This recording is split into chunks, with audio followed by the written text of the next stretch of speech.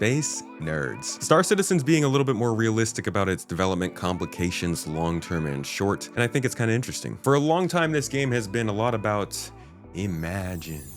A lot of what ifs, or how about we, or what if we did this kind of statements. And now that gameplay is finally starting to solidify, CIG is being a little more outwardly acknowledging of the complications that kind of style has caused. Specifically referring to Con 42 occurred over the last week, we got to hear a little bit more about how the features affect the ship's developments and vice versa. We work on the gameplay first, and then when the gameplay is there and the gameplay is developed and it's working, then we'll spend the time building the ship. The Orion is sitting, waiting for resources, waiting for a time where refining gameplay has come to the point where it can support a big, giant, crazy ship like that, because nobody wants a ship that doesn't do anything.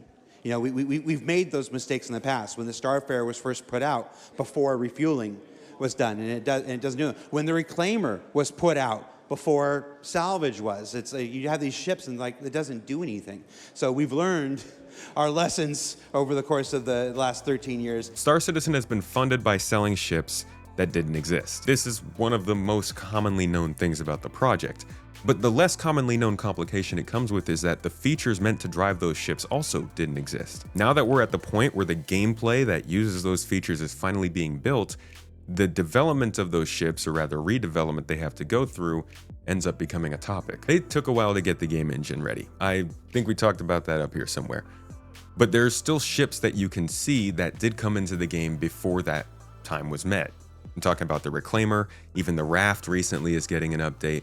The 600i needs to get reconcepted, the Constellation, the Vulture, the Starfarer, the list goes on. This is just the sad truth of ships that were sold to fund a game that couldn't be built until years later, which is what's happening now. And I think the company has only recently gotten more outwardly acknowledging of this because, well, now the game can stand on more than just imagine. This is a stance the company took back around 2020 in a Calling All Devs episode I still can't find. But the idea here is that a ship without its primary gameplay shouldn't come into the game, for obvious reasons. This is why almost every ship or vehicle on the backlog still depends on some kind of gameplay that's just not in the game yet. That's not including things like the G12. But it's also why you can see some of the ships that suffer from that are the older ships, like the Reclaimer, the Starfarer, and the MSR. This is actually where the joke comes from that the later they do your ship, the better for you. It's a big part of Star Citizen's challenges that I cover regarding their ship systems and keeping everything up to date that I gotta get this right. I think it's up here. And it's part of why the ship team is growing in number year over year. But later during the convention, another question gets asked about the Orion and whether or not its mining will go the same way as the Reclaimer's salvage. I'd like to use your question to talk about something that I think will apply to everything. So it's a good question. It's the kind of question that we get a lot. There's this idea that all the decisions that are involved in making a game are done before you start. And that's frankly, it's not true. It's not even close to true. We are constantly deciding things as we go. We hire new people. Torsten only joined 4 years ago. Imagine if we had had every single answer figured out. And Torsten comes and joins a company and wants to make a game, and he has no decisions to make. He just has to do what somebody figured out back in 2012.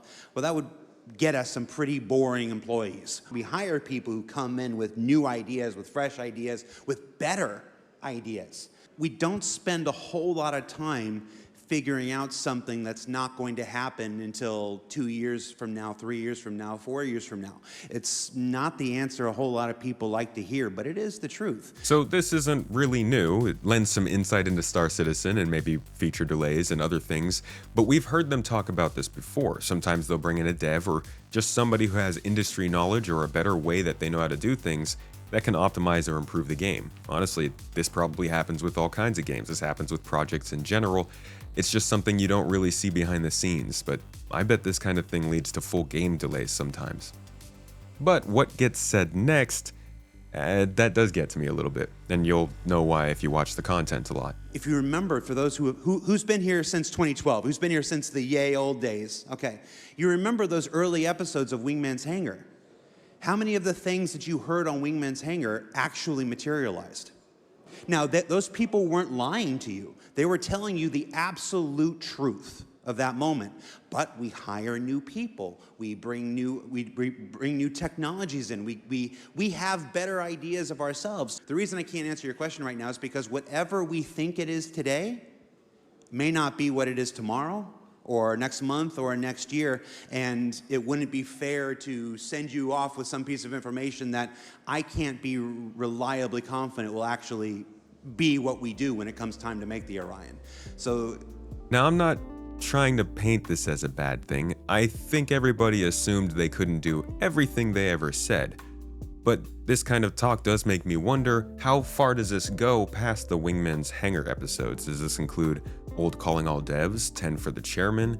How about the design documents that we've been looking at for Profession? What about the earlier on Around the Verse episodes? What exactly is expected to be in the game, and how is it going to be communicated wholly to us so we know what to actually rely on? Or is everything kind of just whatever happens? Because that makes this a lot harder. The context certainly helps with this one. I'll actually leave this all linked down below so you can watch the whole talk yourself. But I think it's fair to say that the Star Citizen 1.0 panel and all the already announced pledge items are the only things that we can really depend on they're going for at this point. All of the content and stuff they've talked about in the past that we love to cover on this channel and over on Space Tomato 2, those are still kind of guidelines, I think. I don't believe that's something we can depend it's going to be in the game, but sort of a roadmap still of the direction it's going in. To be honest, I'm not sure what all the legal implications of all of this could be, but I'm interested in seeing how it shakes out. And I do get where he's coming from. The chairman's hangar and 10 for the chairman were just straight vehicles for scope creep and yesism to all things cool.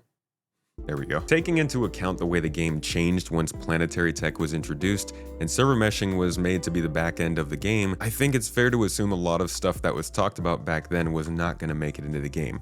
But the way this is being presented, as if things that were said in the past can simply be just sort of, I think it's an easy way to lose what made a lot of people like this game in the first place. This was a very unique game. And while I think they're still shooting for that, and this is going to be a unique game, I'm just talking about the messaging here. Because for the record, there's still a lot of really cool stuff going on in Star Citizen right now. Just in this same talk, we're hearing about security checkpoints coming into different locations that can detect different attributes of yourself to let you through. This time it will be the clothes you wear, but who's to say that's not going to be whether you have weapons on you, what your reputation is, or other kinds of things that they can include in the game later. This is also a callback to 2019 CitizenCon, where you had to try and wear a disguise to get into a lab. We also got to hear about improvements to the vehicle elevator situation, so hopefully we'll be able to, just call our vehicles up with our ship. There is talk about engineering going into limited testing soon, as we've been covering on the core gameplay updates every month. Radiation gameplay has come into the game in the next update, and it sounds like that's coming with rain, lightning, and thunder. That also is including, of course, more missions and locations, as has been customary with every update this year so far, I think. And the Atlas ICTY, the first combat mech to the game, is coming in the next update, it sounds like, as well. Much of this is going into testing in Evocati this week. And we're also hearing that some FPS scanning and radar is expected to go into closed testing with engineering as well soon. Good things are definitely happening, and if you've been playing Star Citizen over the last 6 months, you know that it's trending upwards. But we're still in this weird time of truths and realities as the game engine development starts to turn into the game development, and we're seeing things come out that maybe aren't exactly what we were expecting of the game. I've published videos about this in the past, but I think we're all going to feel different ways about what does and does not meet our expectations, and there is no right or wrong way to feel about it. It's up to you. So, just take it in. I still feel the challenges that this game faces are because the game engine took so long, and because Squadron 42 is taking so much of the funding, but that's for another conversation at another time. I hope you got something out of this update and got to see a little bit more of what drives the development of this game, not just new features and ships. Hope you learned something new here, got some entertainment, and I'll see you in the next one.